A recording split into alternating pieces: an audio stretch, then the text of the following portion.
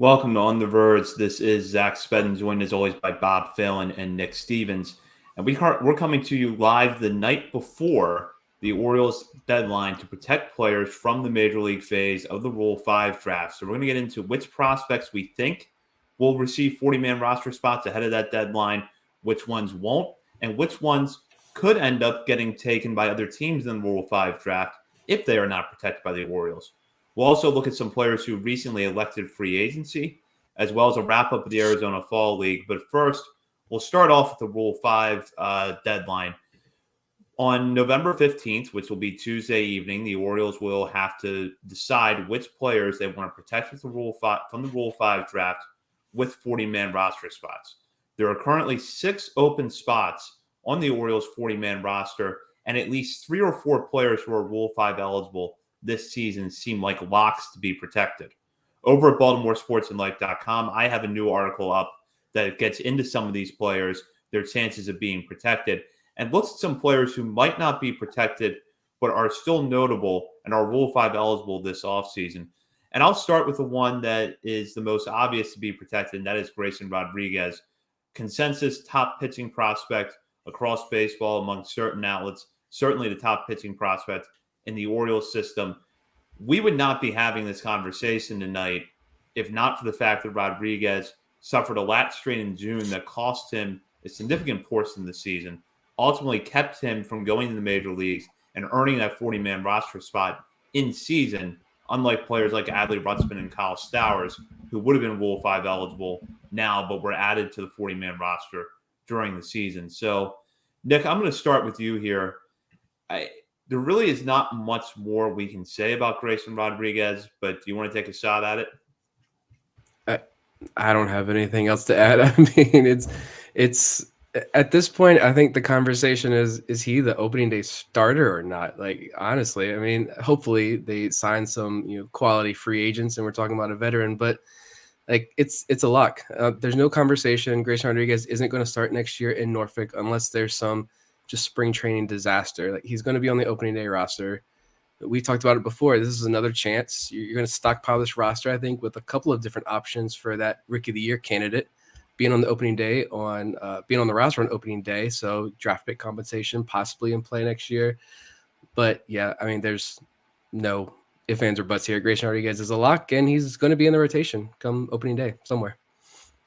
Yeah, the only reason he wouldn't be the opening day starter is because I doubt they'd do that to a rookie, and they want to get his innings started a little bit later. Plus, I think we'll probably sign and or trade for someone that could probably more justify that position. But I mean, yeah, we've talked about him to death. He's the best pitching prospect in baseball. Sorry, Yuri Perez, you haven't passed him yet. And yeah, it's a no-brainer, and it's exciting. It's going to be fun to see him in spring training getting ramped up for the regular season. This year's class of Rule 5 eligible players is very deep on the pitching side, not quite as deep on the position player side. And we'll talk about that a little later on the show. But the one position player who absolutely does look like a lock at this point is Joey Ortiz, who has long been a strong defender. And after a really slow start to the season, made an adjustment to his hands and started tearing the cover off the ball in July while with Double-A Bowie. He received a promotion to Norfolk before the season ended and Rule 5 eligible for the first time this offseason. Bob, I think that, when we look at the middle infield prospects in the system, and it's something we talk about a lot on this show because there is so much depth in the upper levels of the system in particular among middle infielders. Ortiz stands head and shoulders above the rest when it comes to shortstop defense. And now it looks like the bat is going to be a part of his game.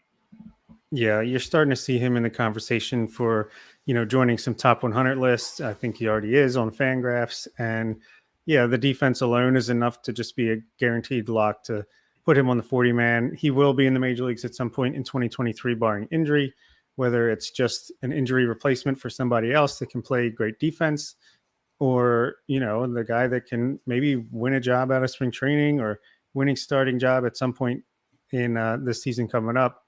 I think he is the guy with the most helium, even though it's a little bit later than we expected. I think he's someone that I'm hoping that sticks around in the organization. Obviously, he could be part of a big trade this offseason as well. But I'm of the belief that he should be sticking around and helping this team for years to come.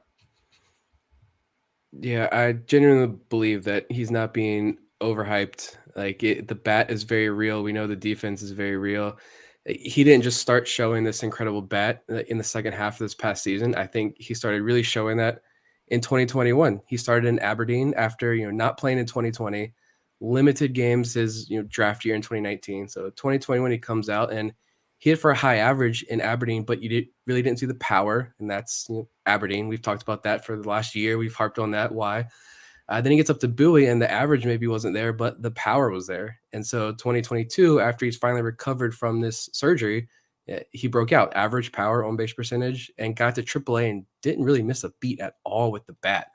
The glove, still some fantastic defensive plays, but the biggest thing for me was he did not miss a beat with the bat after he made that jump. So yeah, I think he's on the 40-man and begins next year in AAA. What happens past that depends on where the Orioles go in free agency and trades, but he's clearly, somewhat arguably, I think, the best defender in the system. The bat is very, very real, and I still think there's a pretty noticeable gap between where he's at now and what his ceiling is as a major leaguer. So a lot to be excited there for Joey Ortiz, and we'll just see how the offseason plays out as far as what his future holds. But for right now, as of in a couple of hours, as we're recording this, he's going to be added to the 40-man roster. It's the number 2 lock behind Grayson Rodriguez. Yeah, completely agree. And I think that one of the takeaways from Ortiz's 2021 was how much harder he was hitting the ball. Now, we don't have a ton of StatCast data to point to say, oh, the average exit velocity at Aberdeen and Bowie before he got hurt was this. But you could see it. It passed the eye test. It backed up every report you were hearing, both from people inside the organization and outside the organization. So really, when he got off to a slow start this year, it was surprising to me because he looked like he had turned the corner in 2021, but then he broke out in a big way. And I think the other thing that's worth pointing out is that I think he couldn't pick up a bat or couldn't swing a bat until February. So a substantial portion of the offseason, he was not able to do regular activity because of a shoulder injury. Yeah, after seeing all the reports about, the late start to getting back into the swing of things, literally, and just some of the things that were going on early on the season, I'm surprised he even started on a roster of a full season club right from opening day, but maybe that meant something to him to be able to do that. And I don't discount that, but yeah, once he got fully healthy, fully just, warmed up and back to doing what he does best, and making that little subtle swing change that John Muley pointed out in one of his newsletters. Yeah, it was just lift off from there, just like we're expecting lift off from this offseason starting very soon. Yeah, it's crazy. I reread that article this morning, actually, because it's just mind-blowing that such a little change can drastically change the entire bat path and all the production that you're able to get out of a guy. It's absolutely amazing to kind of read the insights that Muley does with some of these articles. And yeah, Ortiz, also something else that stuck out to me, going back to when we had Matt Blood on the show, and he talked about how Ortiz was a guy who going into 2021, really, or during COVID shutdown, really focused on everything that went into his body. And so the nutrition side of things and really getting physically in preparing for this moment right here. And we're starting to see the results come out on the field. We've been hyping him up. I feel like the last couple of weeks have been a severe Joey Ortiz hype train, but it's well-deserved. And, I don't really know what to say about the kid right now. Move on to another player that the four of us agree is a lock, although John Muley wrote in his newsletter today and made, I think, a reasonable argument why it might not be a lock, and that's Drew Rom, who is Rule 5 eligible for the first time this offseason. Drafted in the same class as Grayson Rodriguez, they're the same age. The difference in their ceiling, their prospect status, fairly substantial, but Rom has been consistent year in and year out since his pro debut in 2018. Ended this season at AAA, and we did see some command struggles there a little bit that are unusual for him, but for the most part, it was another solid season. And Nick, I want to get into what I think is the biggest question mark about Rom, at least among our listeners, is how is Rom different than any of the other left-handers the Orioles have protected or added to the 40-man roster in recent years with guys like Zach Lothar, Kevin Smith, Alexander Wells, and even Bruce Zimmerman for that matter, who was added to the 40-man in the 2020 season. So we never really had this conversation with him. But where do you think Rom is maybe similar or different from those pitchers? I'm pretty sure I don't know if it was this year or last year, our top prospect list, like the preseason list. I included a note in there saying like I think unfairly, and it's kind of lazy analysis where he just gets thrown into that bucket of the Alex Wells and Zach Lowther type prospects in the system, which I get it. He's a lefty who there was, the velo concerns for many years, but that velo has ticked up over the last year or two. And so I think with him, of all those guys, Kevin Smith as well. Kevin Smith was protected last year, and is he going to be in the organization when next season starts? I really don't know. He's finished the second half of the season on the development list, never came back. So I think Rom is better than his ceiling is better than all of those guys, without a doubt. I've believed that strongly for a while. We've kind of mentioned before, like go back and look at Zach Lowther's numbers, how as he was started moving up the system, and that was a guy, at least I know personally, I was pretty high on Zach Lowther, especially when he was in the lower levels of the minor leagues. But as Lowther was moving up, the strikeouts went down noticeably and the walks were going up noticeably.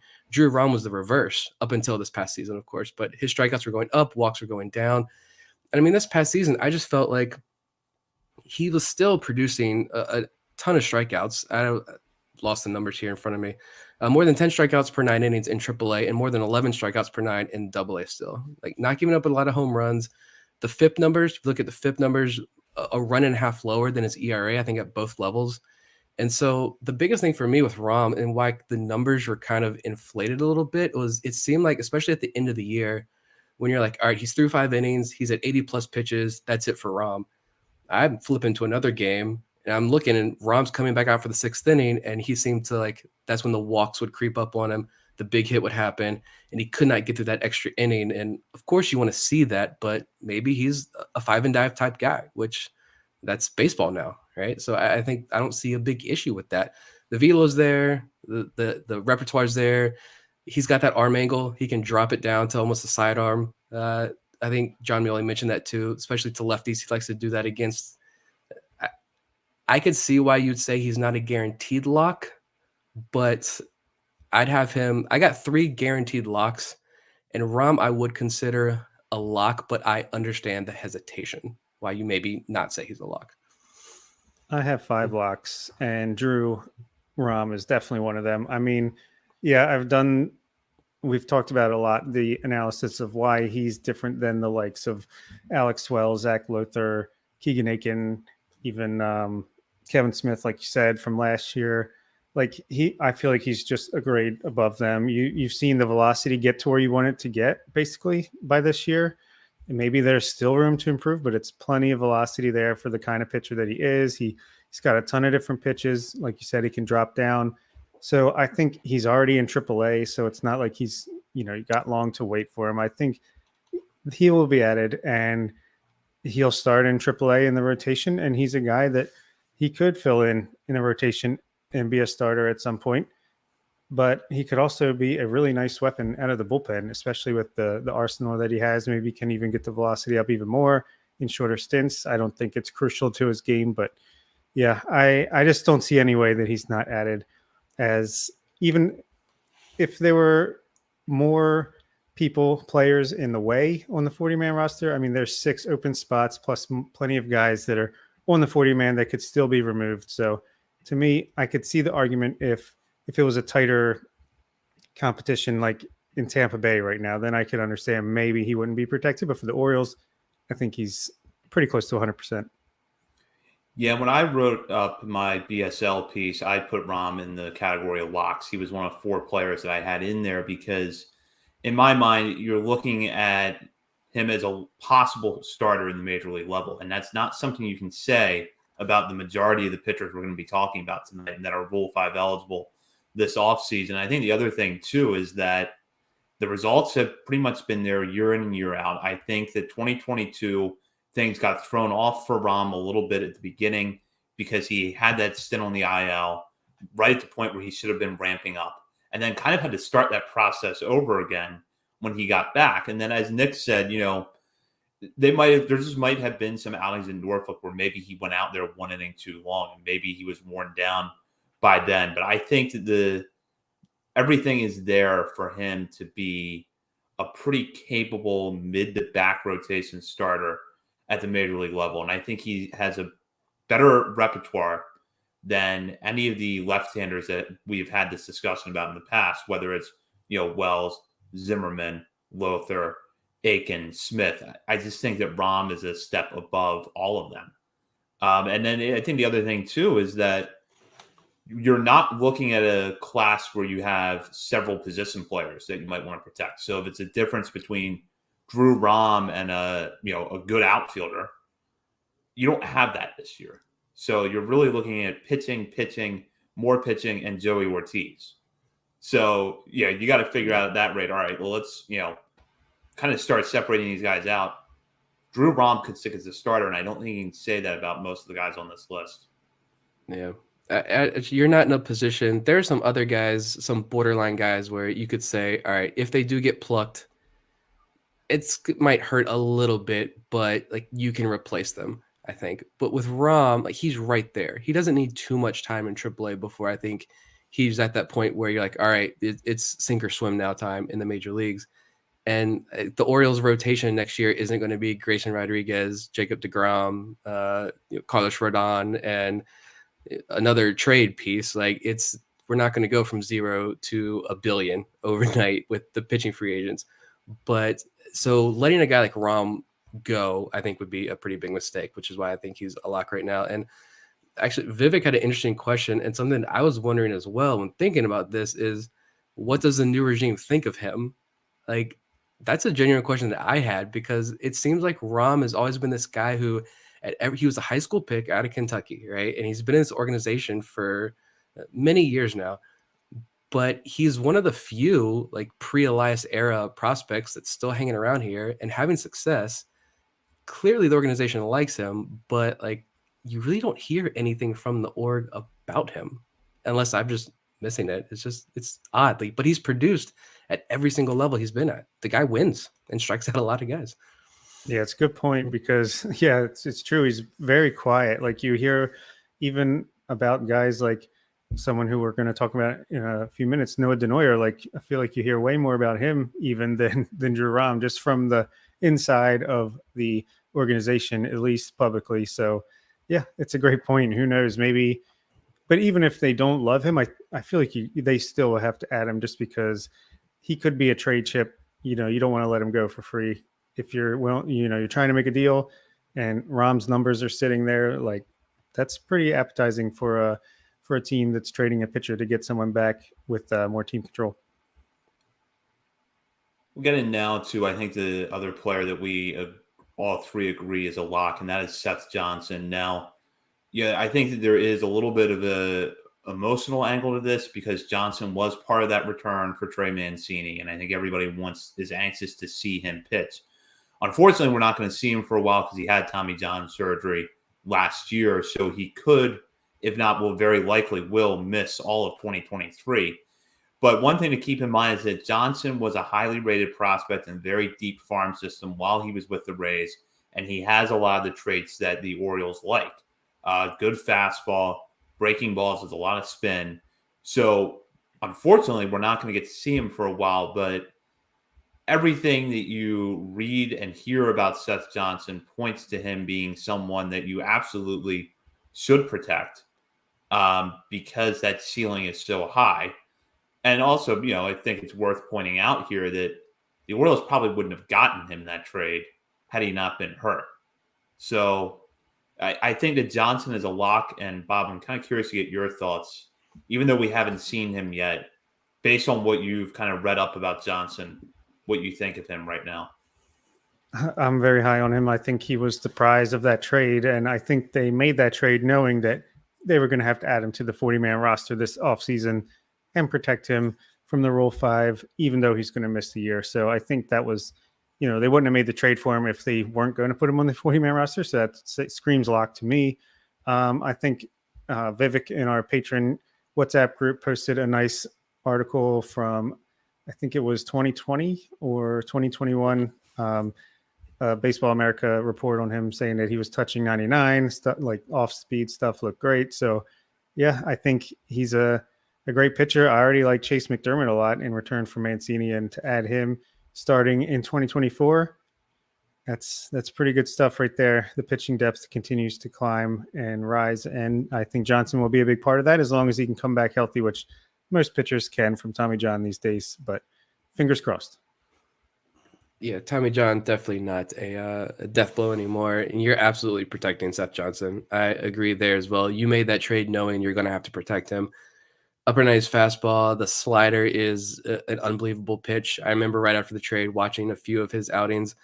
He didn't get very many, obviously, last year, but getting to watch a couple of his outings before the injury, and you see it. Like that guy's a step above, I think, a lot of, if not all, behind Grayson Rodriguez and DL Hall, the pitching prospects in this system. And if he doesn't get injured and undergo Tommy John surgery, like he's one of the highest rated pitching prospects in all of baseball, and there's a 0% chance that he's with the Orioles right now. He did, I think him and Zach Peak had surgery on the same day by the same doctor. It was very, very late in the year. So we're definitely not going to see him in 2023. But man, I think when he's healthy, and there's not a lot of mileage on that arm because he was a converted shortstop. I think he became a pitcher very, very late in his career. So this is a guy who you rehab him in your system now, and you can kind of mold him exactly how you want him. You know, he's got the tools, you know, he's got the floor, you know, the ceiling's there as well. And now the Orioles can kind of do with him as they wish with all those skill sets. And it's going to be a fun journey to follow. Unfortunately, we're just going to have to wait a whole nother year, but yeah, definitely a lock to protect.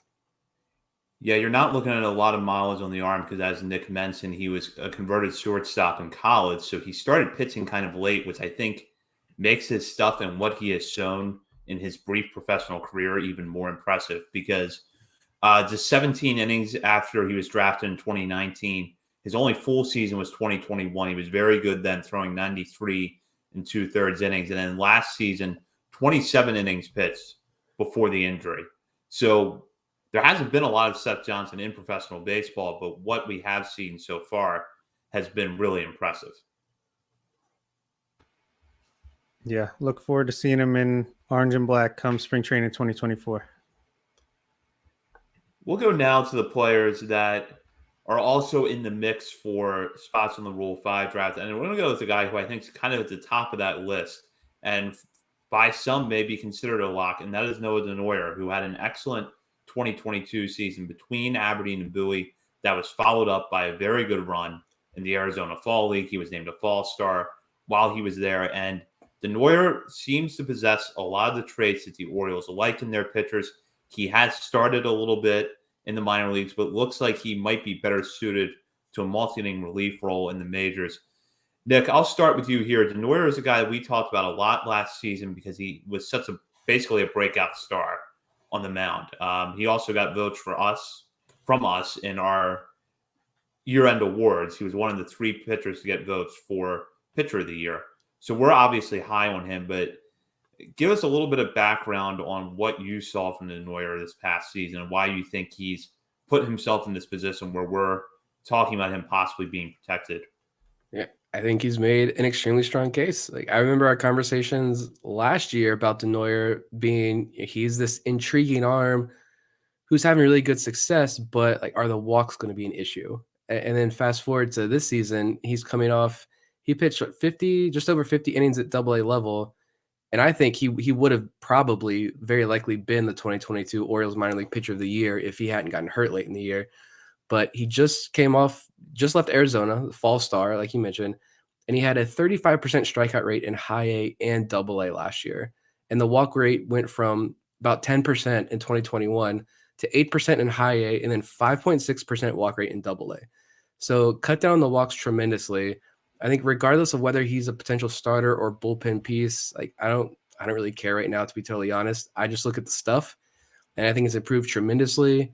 Again, shout out John Mioli. He talked about incorporating the slider more for Denoyer, and I think that was a part of his game out in Arizona. I think we talked about this before on air, that he was working on a couple of those secondaries, the slider in particular. I think the changeup as well, but he's working on the secondary pitches. So I think in Arizona, was the purpose there. Yeah, make up a couple of innings, but keep commanding or refining those secondary pitches so you feel more comfortable throwing them. Because he mentioned that himself, that he, maybe wasn't 100% comfortable throwing those pitches yet. So you get a more opportunity to do that. And now you come out next year, probably start next year in AAA as a member of the 40-man roster. So I think, again, I've said this before, that I think he's got another gear in him. And like I said with Joey Ortiz, I think there's a pretty solid gap between where he's at now and where that potential is. And so it's hard to leave him unprotected and risk losing pitching talent when he could possibly be a contributor in the big leagues next year for you. Yeah, this is my fifth lock. I really don't see any way Denoyer's not protected, just because from the day he was not even drafted, was signed as an undrafted free agent. I feel like the organization has been talking him up, and he has done nothing but backed him up at every single step of the way. I think he's going to have a starter's arsenal, whether he ends up there in the long run or not. I feel like he's got the stuff to be a starter mid to back end of a rotation if he hits a ceiling. But bare minimum, this guy has just a mid-90s fastball, wicked curveball, and working on a slider and changeup, getting better all the time. So 4 good pitches, whether it's a multi-inning reliever or a starter, I just feel like I feel like the organization, Matt Blood and Mike Elias, they love this kid so much. He's, like Vivek said, the offseason training partner with Dean Kramer. So he's in the mix here for sure. And I think Orioles fans are sleeping on him big time, even though, we've been talking him up all season long as he just dominated. Yeah, it was a little bit of short sample size because he missed a little bit of time, but I mean, his numbers as far as FIP and strikeout percentage and all that are right up there with Grayson and company as far as the pitchers go. And then he had a really solid Arizona Fall League as well. Even though he was working on stuff, he still had a 4.5 ERA, which in Arizona is pretty good. And he was a fall star. And I think they wouldn't have sent him there to show off what he can do unless they were going to add him to the 40. The only reason he was there was to get more innings in so that he can have more innings next year. And I think, sometimes you send guys to Arizona as like show him off for trades. I don't think that's what it was for Denoyer. I think he's going to be on the 40-man roster. Yeah. So Denoyer was not the only pitcher in Arizona who is Rule 5 eligible this offseason. There's in fact several pitchers who were out there, including Easton Lucas, Nick Ritzman, and Nolan Hoffman. All 3 of them are Rule 5 eligible this offseason. All 3 are very distinct pitchers, and that's something we can talk about a little bit, all with different backgrounds. Lucas is a left-hander that came over from the Miami Marlins after the 2019 season in return for Jonathan Villar. Richmond was part of the Tigers organization for several years, only to be released, picked up by the Orioles this year, and actually did not start pitching the Orioles system until June, but was good over a limited sample size. Hoffman, meanwhile, was taken in the minor league phase of last year's Rule 5 draft from the Mariners system, and although he missed a good bit of time with injury at Bowie, he pitched very well there and was excellent at the Arizona Fall League. So kind of an interesting mix of arms here. And Bob, I'll start with you. Do any of these 3 stand out as pitchers that could be protected? And if they're not protected, because there's not going to be room for all 3.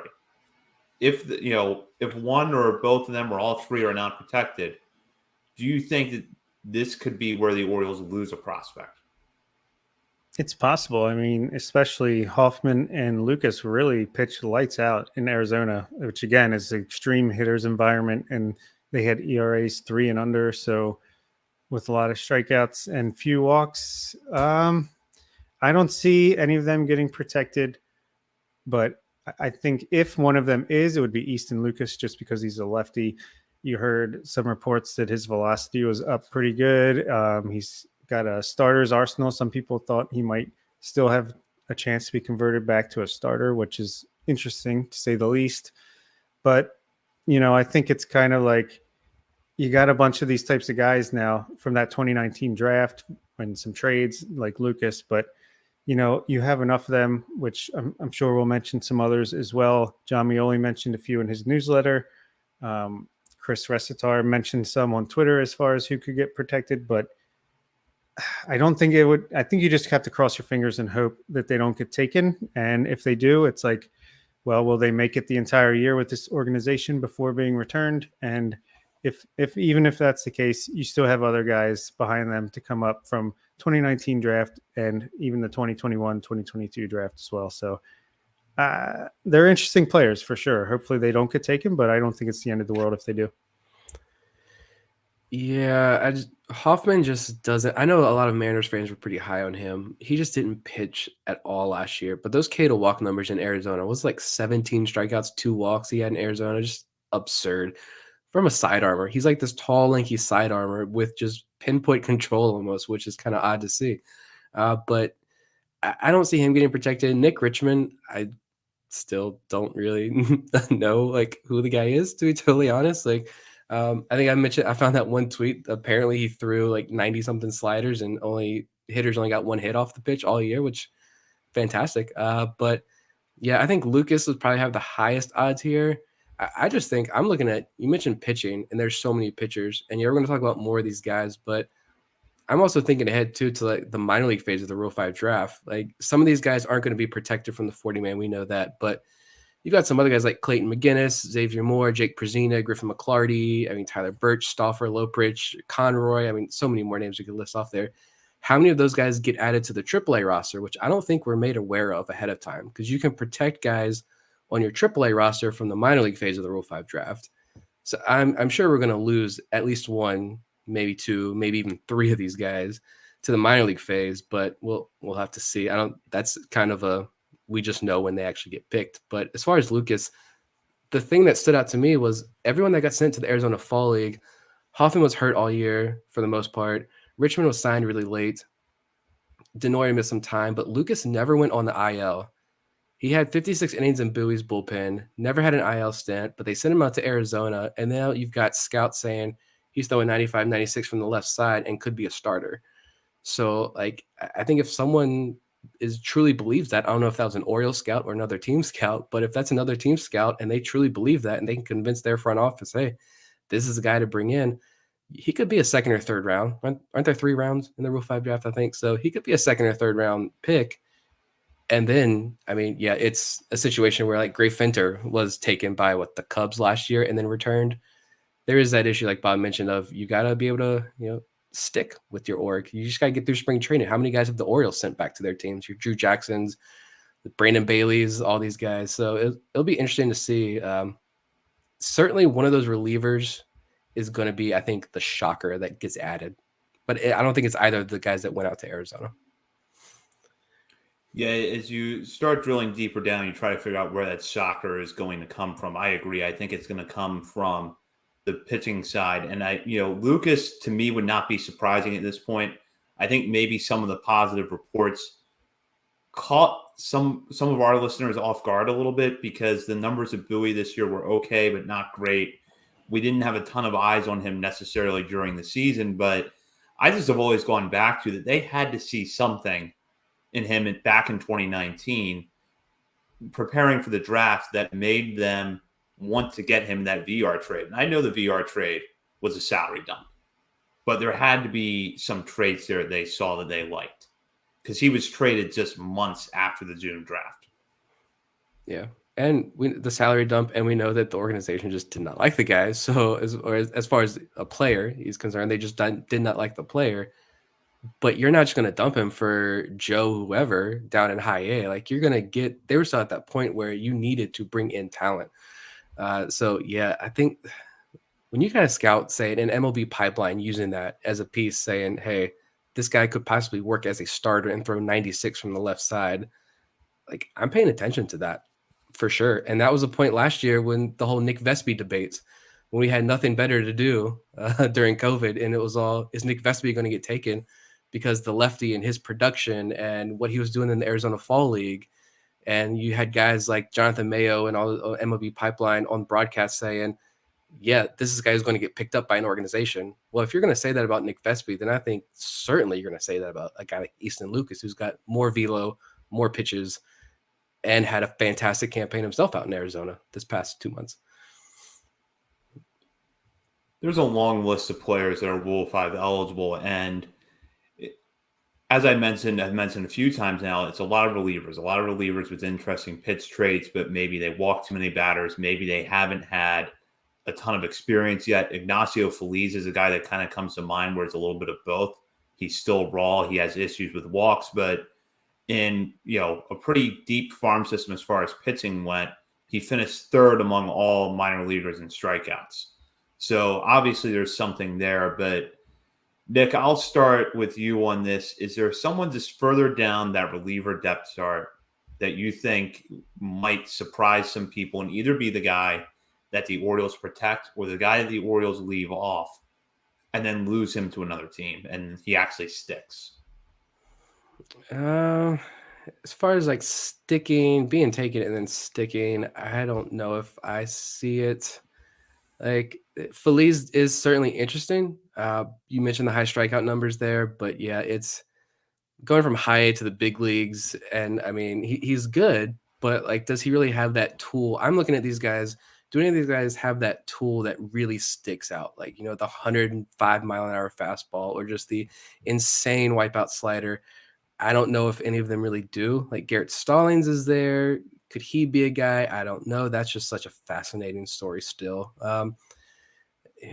Connor Gillespie, Houston Roth, I don't see them getting added or getting picked up. Zach Peak, we didn't talk about him. I don't think he gets protected just because he's not going to pitch at all next year. Only had 11 starts in Double-A. The only other, there are two names I think that I'd mention. Three. I don't know if you guys have any thoughts about Xavier Moore. I know we get a lot of questions about Xavier Moore, and I never know what to say because I've never really paid attention to the guy, but the numbers were insane last year. And I also want to talk about Kyle Branovich, but can we talk about Cade Stroud? You're talking about these relief prospects. Can we talk about what John Muley wrote in his newsletter this morning about Cade Stroud possibly being a big league contributor next year? Like, this is why a guy throwing 99 miles an hour with 4 pitches. So yeah, if you aren't subscribed to John Muley's newsletter, keep listening. You can keep listening. You can multitask and go subscribe to John Muley's newsletter right now, because that's a nugget that I was not expecting to read at 6 a.m. when I woke up and saw that it was in the mailbox. Yeah, that was super interesting to me as well. Like, that was just not something I was expecting. I mean, I followed Cade Stroud just through the box scores and saw him pitch a couple times, but yeah, I knew he came back at the end of the year. He had a good year with short sample due to injury, but I didn't know he was hitting 99 with hop and working on some other plus pitches along the lines as well. And I think he mentioned someone else too in that same article, but I don't have the link right in front of me. But yeah, definitely have to subscribe to John Muley's newsletter. It is essential. A couple other guys. Well, Xavier Moore, I wanted to mention with him. He's got a great little fastball changeup combination out of the bullpen. He didn't pitch much just because he was a 1-inning guy, and I feel like he never pitched back-to-back games. It seemed like there was at least 2 or 3 days between appearances, but when he was in there, he was good, and he only made it to high A. I can't see him getting picked, but I do think he's an intriguing arm out of the bullpen starting next year in Bowie. But Kyle Branovich, if a team thinks, they don't have his medicals, I don't think, but him and Peak both hurt. I think Branovich has a better chance of being protected, and if he's not being selected, just because there is some pedigree there. He started the year at AAA Norfolk, is a starter's profile. If not that, then a nice reliever, and he could be back in like May or June from what I understand. But some sleepers, I will say, for me, I always like Adam Stauffer, but I don't think he's getting taken. Connor Lopert is the sleeper for me, just because the Orioles love him. Talked about it in the recent past, but he made some changes. He saw some success. He was in the AFL last year. So I don't know. Maybe they protect him because they seem to love him. Yeah, I'll give a little bit of background on Cade Stroud because we actually have not seen much of Cade Stroud in the last few years between the pandemic and some of the other things that were going on as he missed time this season with injury. Stroud, a 12th round pick out of WVU in 2019. He has just 72 innings professionally since being drafted, the bulk of them at Aberdeen, first when Aberdeen was a short season team, and then in parts of the last 2 seasons with them as a high A club. This past season, he threw only 15 innings with the Ironbirds, but those 15 innings were very good as he struck out 21 batters and walked just 6. As John Muley talked about in his newsletter today, he has a sweeper among his secondaries. We know that that's a pitch that the Orioles teach and teach quite well. and he's also got a good fastball that can run in the high 90s. I would be surprised if Stroud is. I won't want to say I'll be shocked if Stroud's protected. It would seem like a little bit of a reach at first glance because we have barely seen him. Yet, if they do protect him, that must mean that one, he's healthy, and two, that they feel like they can let the reins off next year and he could start in Bowie's bullpen and possibly be in the major leagues later in the season. As for Peak and Bronovitz, I agree. I don't think Peak's going to be taken, and it's a shame because before he got hurt, he was building a really strong case to be added to the 40-man roster. And had the Orioles not gone out and traded for Seth Johnson, there might be an argument to put Peak on there, but I just can't see how you take two 40-man roster spots and give them the players who are going to miss all of next season when you only have a certain number of spots to give. Bronovitz is the more likely of the two because of his timeline back from Tommy John surgery, but we just don't really know where he is in his recovery right now.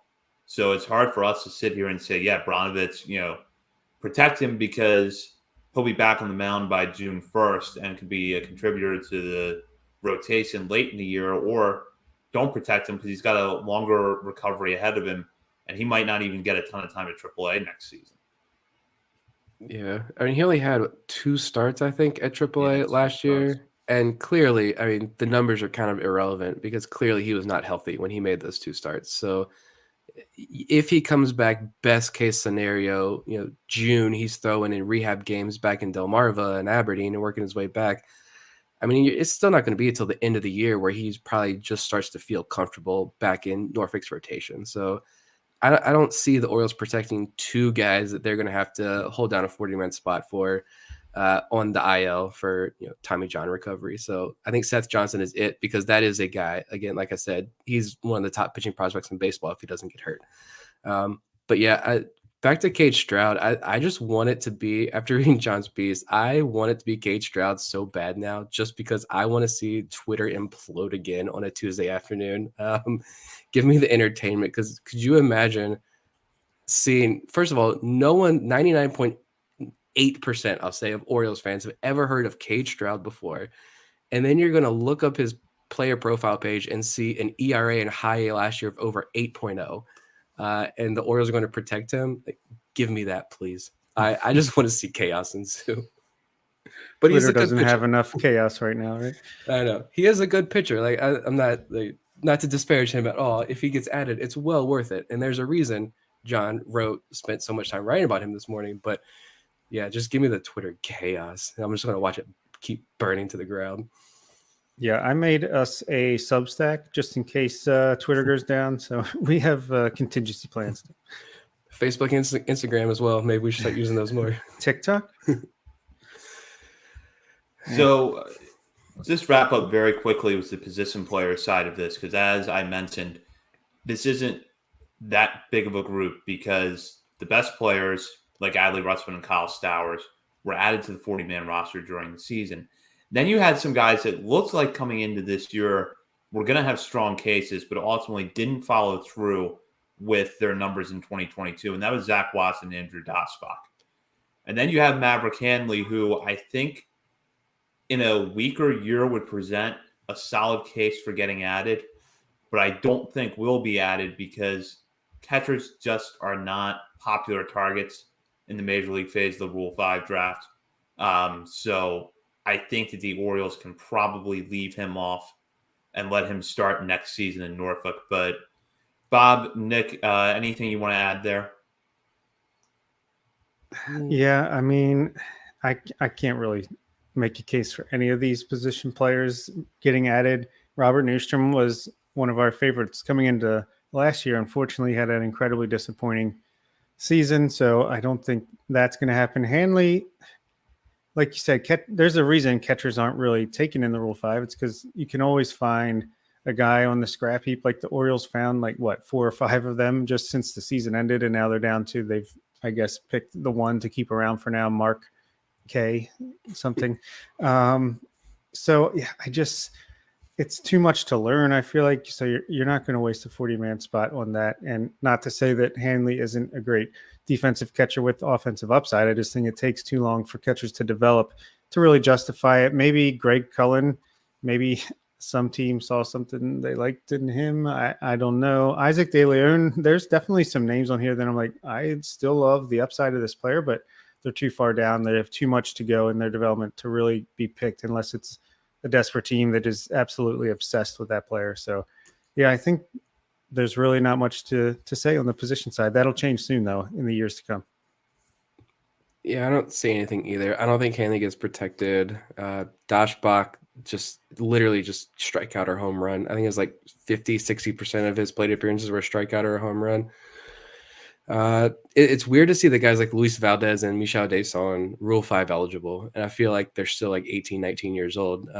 But yeah, Caden Grenier, I wonder if he gets picked up by somebody later in the rounds, which I'm not going to be sad about that, to be honest. Honestly, looking at the positional player list, like it just kind of makes me sad looking at the outfielders, because you mentioned Robert Newstrom. Yeah, a lot of hope last year about, even if it's just the platoon option, that power was so real and it really started to break through last year.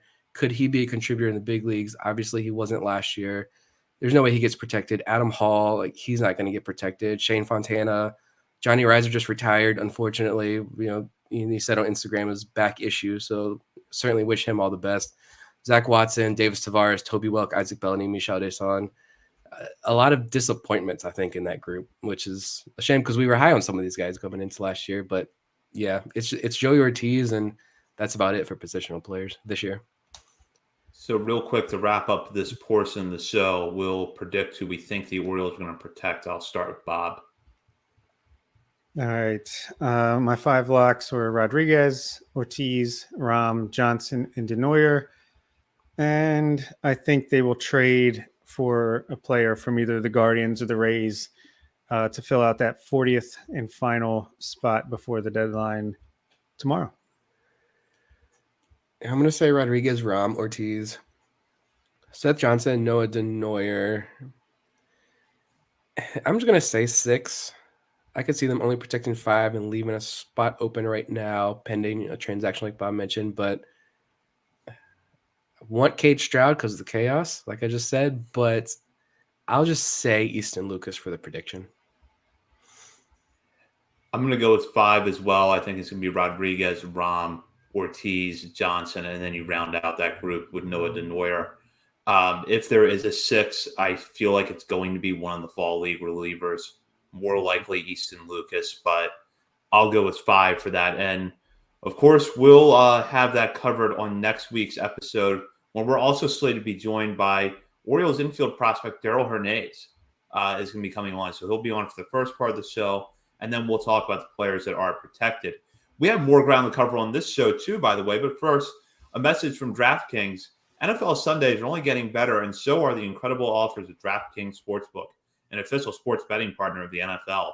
Right now, new customers can bet just $5 on any NFL team to win and get $200 in free bets if they do. Check this out. Right now, everyone can earn up to a 100% boost with DraftKings stepped-up same-game parlays. Go to the DraftKings Sportsbook app, place a same-game parlay, and combine multiple bets like which team will win, player props, and point totals. This weekend, the Baltimore Ravens take on the Carolina Panthers. And if you think Lamar Jackson and company make a big statement on Sunday, head over to DraftKings and lay down a single-game parlay over Ravens covering at minus 12.5 points and total points scored over 45.5 for plus 230 odds right now. With payouts bigger than ever, DraftKings Sportsbook is my go-to when betting on the NFL. Download the DraftKings Sportsbook app now, use the promo code on the Verge, and place a $5 pregame moneyline bet to get $200 in free bets if your team wins. Only at DraftKings Sportsbook, an official sports betting app, betting partner of the NFL, with code on the Verge. Minimum age and eligibility restrictions apply. See show notes for details. Recently, several players in the Orioles farm system, or were formerly in the Orioles farm system, elected free agency. And there's some names you recognize from past Orioles teams on this list, such as Lewis Head, Matt Harvey, and DJ Stewart. Some guys that we've talked about a lot on the show in the past, like Brett Cumberland, Brendan Hannafy, Alexander Wells, and Jacob Nottingham. The biggest name on the list, though, Yusniel Diaz, once the centerpiece of the Manny Machado trade back in July of 2018. And on this occasion, Bob broke out the Yusniel Diaz jersey that he bought prior to the 2021 season, not long after Diaz was added to the 40-man roster.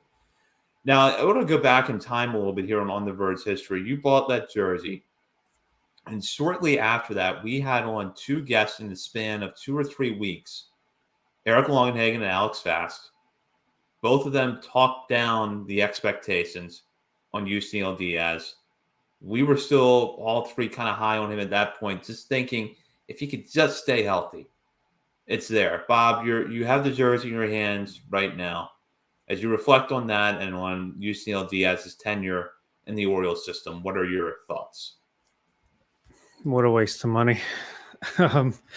If anybody wants this, all right, anyone that signs up for Patreon and you want this jersey, it's yours. First come, first serve. I have no use for it anymore. But yeah, it's a sad day. At least he made his debut, major league debut as an Oriole. He got in at bat. He saw the field for an inning or two. Unfortunately, it just didn't work out between injuries, underperformance. Still rooting for him to figure it out somewhere. I could see maybe like the Miami Marlins signing him to a minor league deal or something like that. So yeah, it was a weird announcement, but I'm not surprised. I definitely wasn't surprised to see him removed from the 40-man. I thought maybe he might stick around in AAA, but at the same time, what's the point? We have a lot of depth coming up in that position. And like Vivek says, health is the sixth tool, and he just didn't have it. Yeah. So it's going to be weird. Like no one's going to be writing is this the year for Yusniel Diaz article? Like that was yearly required reading, I feel like, for pretty much any website who covered the Orioles. And it's going to be weird to see him not in the organization anymore. But yeah, it's unfortunate. These guys, not everybody's going to pan out, and Diaz is just the injuries. He's never going to be healthy. It's just not going to be part of his game. So I'm not too concerned either about him finding another organization and being some breakout, being the next Mike Yastrzemski. Like I don't see that in his future. I wish him all the best, and I hope he does find some success and is able to stick around. But yeah, DJ Stewart, I'm interested to see if he's still playing stateside or if he goes overseas next year. I could see him possibly playing and having a lot of success overseas, but I'm kind of glad the DJ Stewart era is finally over. Alex Wells is interesting. I'm curious to know if the Orioles are in talks and trying to bring him back. I don't think I've probably been the lowest on him of the three of us this whole time since we started this show. So I'm indifferent if he comes back or not. But yeah, no one else really on this list I think really stands out. Hannafy, I know personal reasons, obviously. I was shocked. I didn't realize he was already reached free agency, but yeah, he was drafted in like 2017. So, yeah, I know that the Orioles were supposedly, nothing confirmed here, but the Orioles do have an offer on the table back to him, but apparently so do 3 or 4 other teams. So we'll see if Hannafy comes back or not. But, yeah, it's this list. It's kind of weird to see some of these names, but time to move on. Well, Hannafy caught me so much by surprise that the reason that I found out Hannafy was a free agent was because I was preparing, I was working on the article for BaltimoreSportsAndLife.com. And I thought Hannafy was Rule 5 eligible. Mm-hmm. So I start to pull together things for Hannafy to try to figure out, what I'm going to write about him. And then I noticed on his MILB player page, it shows his status as free agent. Now these moves aren't really announced the way that, major league moves are, where when a player hits free agency, when he signs, whatever. This flies under the radar a little bit more. So that certainly caught me by surprise. I do wonder if you get him back in the system, though. I think it would show that the Orioles were high on him because we had heard that. And I still wonder what would have happened had he not gotten hurt when he did. He might have been on the 40-man roster last year. Yeah, it really is a shame. I mean, even, John at Baseball America, when he put together his list, he had Hannafy, 26th or 27th. Last year, he was the top 30 31st, 32nd. I think Darryl Hernandez would have been 31, if I remember all of that kind of craziness that happened there on his list. But Hannafy was just outside of John Muley's top 30 list last year, and that was before we saw Hannafy really get back on the mound from the surgery and then a missed year from COVID. He went over 2 years without appearing in a game because of those back-to-back. I think he was supposed to start opening day or game 2 of the season with Bowie in 2021, and then it was announced he had Tommy John surgery. So really unfortunate early career path for him, but he's clearly healthy and ended the season extremely strong. He's got that wipeout slider that the Orioles taught him. So we'll see where he ends up next year. Wish him all the best. Wish all these guys the best, but we'll see how many come back. Yeah, I liked what I saw from Rico Garcia. I mean, he already signed a minor league deal with the Oakland Athletics. Jacob Nottingham and Brett Cumberland were some AAA depth last year. Cumberland been around for a while, was a hot name for a second there. So Andre Singulo, another catcher that's gone. They clearly brought in some more depth on that front. So yeah, Matt Harvey, God, finally gone. Just it's an interesting group of names and is definitely an end of an era type of thing as the liftoff commences and we turn the corner on this rebuild. Move on now to the Arizona Fall League, which wrapped up last week. And the big highlight was the performance of Heston Kjerstad, who was named the league MVP. We talked about Kjerstad's breakout a couple of episodes ago, and it managed to sustain itself throughout the Fall League. In 22 games, he made 104 plate appearances and posted an OPS of over 1,000 with 5 home runs and 17 RBIs. In reality, Kjerstad had actually started to pick up the pace a little bit at the beginning of September with Aberdeen, hitting well for them over the final portion of the regular season in the playoffs before going to Arizona and putting together a strong performance. So I think it's been just great to see Kjerstad on the field. But Nick, what were your takeaways from his time in the Fall League? I mean, my only thing with Kjerstad is you got one guy saying he's rusty and can't hit even below average or even average minor league pitching out in Arizona. But yet you have literally everyone else who went out to Arizona to cover this league rave over what Kjerstad was able to do. So I think anyone who pays attention to Orioles prospects understands who that one guy was, the outlier here. You can't argue the stats. Like, I know it's Arizona. It's very hitter-friendly. The pitching quality isn't great. You're playing in very hitter-friendly ballparks, but still, the guy had an OPS over 1,000. He led the league in hits, was one home run off the lead. I think Matt Mervis is going to be like the prospect darling of all of baseball going into next season. I feel like I heard that name a million times following along to the Arizona Fall League. But I mean, Kjerstad, even Jacob Resnick had an article up here on MLB Pipeline looking at Fall League statistical standouts, and Heston Kjerstad also led the league in 61 total bases.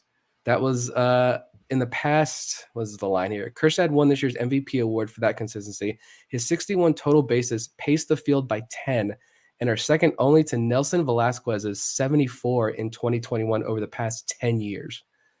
I mean, there's a lot of hitting talent in this league, and for him to do what he did, I think is a testament to where he's at and what could be in store for next year. I feel a lot more confident in saying that next year Kjerstad is on Bowie's opening day roster, where, to be fair, like the excuses, I think, kind of stop next year, though. Like, he's had the full year. He had Arizona. You've got to perform in Bowie next year, but he's going into 2023 on the highest note possible. Yeah, I think he also led the league in extra base hits as well, which would make sense, leading in total bases and hits. But so gosh, I feel like, just him coming back, being healthy, even playing at all after all the injuries he went through and all that stuff was a great story. But I feel like this Fall League was like, hey, I am still the guy that got taken second overall. And this is why. Boom. All right. Announce his presence, announce his return.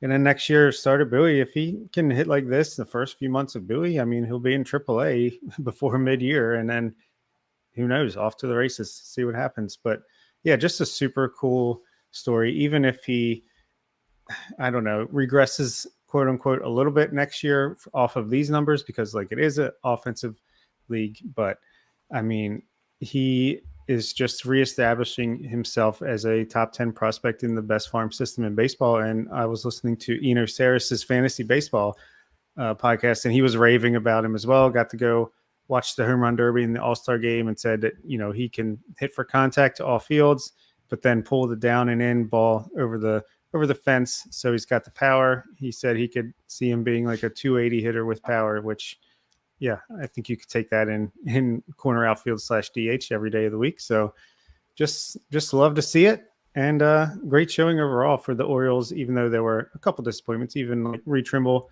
bounced back towards the second half of the Arizona Fall League season and performed pretty well too. Yeah, the two other players to focus on now, because we talked about the pitchers earlier in the show, but Reed Trimble and Cesar Prieto struggled a little bit offensively, but a small sample size, just 60 plate appearances. Trimble, I think for him, it was just trying to get that playing time in because he lost so much of the 2022 season with a shoulder injury. Did get back to Delmarva towards the end of the year and performed well there before, I think, putting together a pretty solid run in the fall league. It's just a matter now of whether or not he can stay healthy for a consistent stretch of time, because he has a good raw skill set, but so little professional experience right now. I would imagine he opens next year in Aberdeen's outfield. It's going to be interesting to see what he does. Yeah, and Trimble, he finished really strong, I think. I don't have his AFL splits here in front of me, but he only finished with a 244 average and a 708 OPS, but he really struggled to get base hits at the beginning of the season, I know. But yeah, he showed off speed, patience at the plate as well. 9 walks in 16 games, I think was really good. And the guys had pretty much no pro experience. I mean, very minimal pro experience. And to go up against, even if the pitching quality isn't great, he's facing a lot of guys who are a lot older than he was, and a lot more experience. So I was shocked to see him, honestly. But clearly, I think the organization views him. I think we talked about this before. The organization said, you can handle this. It's going to be a big challenge for you. But they felt confident enough in him that he could go out there and it not be a complete waste. And he would actually get something out of this experience, which I think he probably clearly did. And Prieto, I don't even know why he was sent out there. Was it to, hopefully get some good data on him so other teams would get a look, maybe a trade? But he only hit 189. He really 2 doubles, 2 triples, and a home run. I mean, I think a lot of that was just he played a full season across 2 levels in his first year here in the U.S. So he's adjusting culturally, this whole new lifestyle change, and now you're playing in a whole new level of baseball. And so I don't dig at him at all for, kind of regressing as the season went along. But that's why I'm kind of shocked where they said, okay, go play for a whole nother month out in Arizona instead of just shut it down for a couple of weeks. We'll see you down in Sarasota in November at some camps. But they sent him out there for a reason. And if anything, if there's one highlight, he did walk 6 times in 15 games. He only walked 20 times in 115 games this year in the minor leagues. So that's one bright spot, I guess, for Prieto's performance. Yeah, Prieto strikes me as like a baseball rat, just a guy that just wants to play baseball at all times. So maybe it was like he's going to find a way to play ball. Might as well send him to the Arizona Fall League where we can monitor him. And hey, if he blows up, then teams can get a good look at that as well. Yeah, I mean, the more pitches he sees from quality competition, the better. So it's not going to hurt that he was there, even if he struggled. So now he's got the off season to work on what he's got to work on, rest up a little bit if possible, and hopefully come in and get back to where he started in the season 2022 with Aberdeen in Bowie next year. But Vivek has me excited to go to the Aberdeen Ironbirds opening day and see the outfield of Reed Trimble, Dylan Beavers, and Judd Fabian. I mean, goodness gracious. That certainly would be a good outfield. And I agree with you, Nick. Prieto was kind of surprising because he didn't really fit the mold of your typical fall league pick with like Kerstad or Trimble, where he was missing a lot of time. The Orioles did do this with Kyle Stowers last year, but Stowers had just had that promotion to AAA at the end of the year. There was talk of him possibly, contributing to major league level in, this past season, whereas Prieto probably starting at Norfolk, but we'll see. Yeah, Prieto is – my computer's about to die. Oh, okay. There we go. Yeah, Prieto's kind of the wild card here, but I think he's just a really good luxury to have. Like, I mean, you've got Norby and all these other guys I think have kind of surpassed him. Vavr's already showing that he can stick in the majors in some capacity. I don't know exactly what capacity yet, but in some capacity. But to have a guy like Cesar Prieto, who we know the hit tool is there, that's what made him so famous. That's what made him this high international or this high target in international free agency. But I'm anxious to see what he does in year 2 because, like I mentioned, this first year obviously was a major, major life adjustment for him. So I'm curious to see what he can do. Takes the offseason off now and then comes back out, starts. I don't know, does he start in Norfolk next year? I mean, maybe. But even if he's starting in Bowie again for a little bit, see him outbreak. Bowie's got the good offensive output numbers. He can play in a little hitter-friendly ballpark, get the juices flowing early on in Bowie, and see what he can do next year. It's a good option to fall back on. Yeah, if Zach Watson started back in Bowie to start 2022, I think Prieto's going to start back in Bowie to start 2023. But hey, it's still an opportunity that he can make the most of and quickly get up to AAA if he starts out hot. So I'm not panicking by any means. Still think it was a quality signing, and I would do it every day of the week. Well, that does it for this week. So we will be back next week. We're going to be joined by Daryl Hernandez, the Orioles infield prospect, coming off an excellent 2022 campaign. We're really excited to have him on. And we're also going to dive into the decisions that the Orioles make on which players they protected with 40-man roster spots. As a reminder, that deadline is on Tuesday, November 15th. So chances are, if you're listening to this show later in the week, you already know the outcome of that. Check out BaltimoreSportsAndLife.com for all the latest covers on the Orioles, Ravens, college sports, and more. And while you're on the site, be sure to hop on the message board and join the discussion with fellow readers as well as contributors to BSL. And follow us on Twitter at BSL on the Verge for all the latest Orioles minor league news. We're posting there throughout the week.